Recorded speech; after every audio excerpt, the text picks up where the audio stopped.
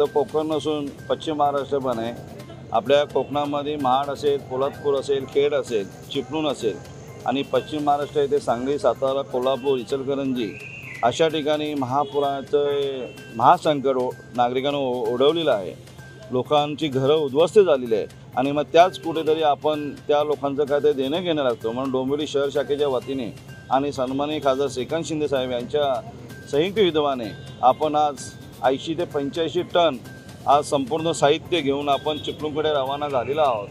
आज त्याच्यात चादर असेल, ब्लँकेट असेल, सतरंजी असेल, म्हणजे तांदूळ, साखर आणि शेगडी असेल, असे अनेक प्रकारची आपण त्यांना सुविधा 29 अशा प्रकारचे किट तयार करून आपण त्या नागरिकांना कुठंतरी देणं घेणं त्याबाबत आपण त्यांना देत आहोत। म्हणजे पाण्याची सोय आपण केलेली आहे, 2000 पाण्याचे बॉक्स आपण त्या नागरिकांच्या घरोघरी देणार आहोत। अशा प्रकारे आपण सोय केली। आपण आतापर्यंत 17 ट्रक आता इकडनं रवाना झालेले आहेत आणि संपूर्ण या कल्याण लोकसभेमध्ये 250 ट्रक भरून आम्ही चिपळूण आणि पश्चिम महाराष्ट्रात जाणार आहोत।